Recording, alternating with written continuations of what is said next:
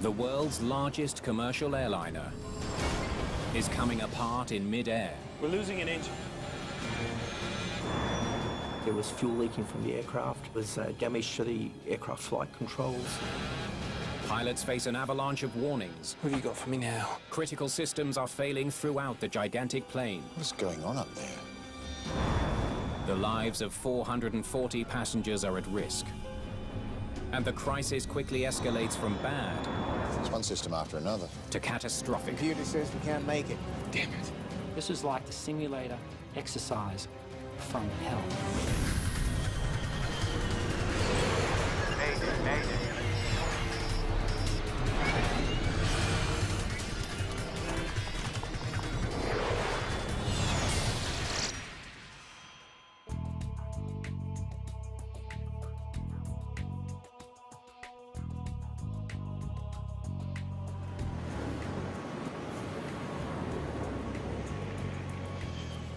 Qantas Flight 32 is making a refueling stop in Singapore. The Airbus A380 is more than halfway through a marathon 22-hour flight, all the way from London to Sydney, Australia. After 2 hours on the ground, the crew is nearly ready to get the plane back in the air. Very few pilots are trained to captain an A380. Former fighter pilot Richard de Crepney is in that elite rank. Everyone ready for takeoff?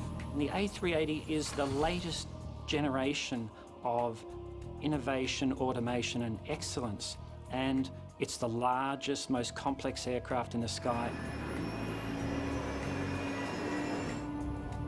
The main duty on this flight for First Officer Matt Hicks is to monitor the vast number of electronic gauges and computer displays needed to fly this state-of-the-art plane. Everything's looking good here, Richard. All of us had flown together at some stage. It just makes it easier because there's no first day greetings or, personality uncertainties. Everyone knew each other pretty well. Mark Johnson is the second officer. Mark, any worries? All good back here.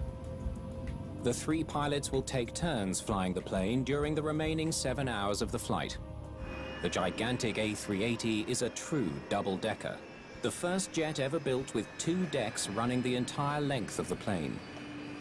It dwarfs every other airliner in the sky, with enough space for as many as 525 passengers. I hadn't realized the enormity of how large a 380 was. The cabin, the inside of the A380, just everything seemed bigger, but more rows and upstairs.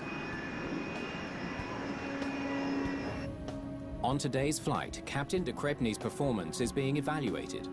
It's a yearly requirement for every Qantas pilot. The Czech captains performing the task are veterans Harry Wubben and Dave Evans.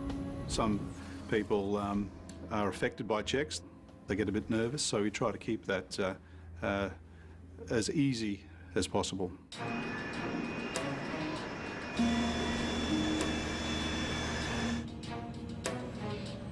Okay, so everyone's happy. Richard, obviously just being checked, he's a bit, tentative, taxing out. So when he asked if everyone happy, I said, yeah, I'm happy. Just don't crash. Qantas 32 cleared for takeoff, runway 20 center. Qantas 32 cleared for takeoff. Okay, we're on the roll.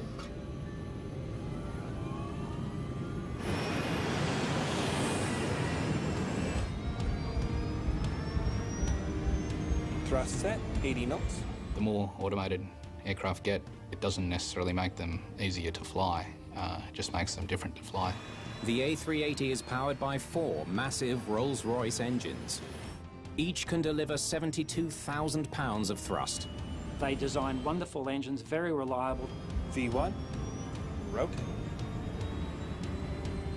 At 9:57 a.m. local time, Qantas 32 lifts off right on schedule.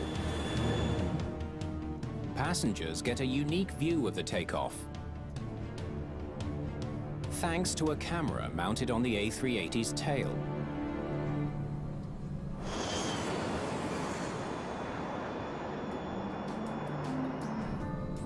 The atmosphere in the cabin was perfectly casual.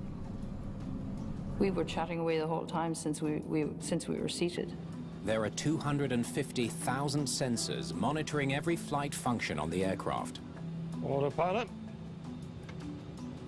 On. This is by far the most automated passenger jet in the skies. Climb out checklist, please.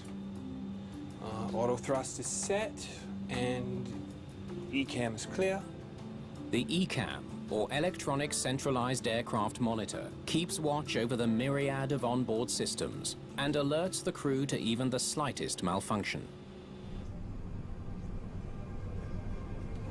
It's 10:01 a.m. The pilots are just 4 minutes into the flight.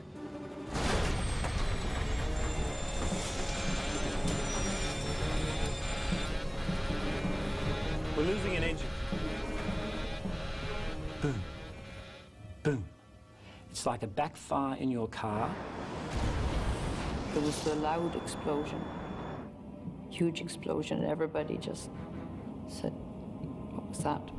My reaction immediately, I think, was, "Oh my goodness, maybe this is it." The first thought when it goes bang is engine failure, possibly severe damage. We've lost number 2. Holding 7,400 feet. De Crepigny wastes no time taking over control from the autopilot. 35 years of flying tells him what to do next. I press the altitude hold button, which will cause the nose to lower and the aircraft level. Matt, ECAM actions. On it.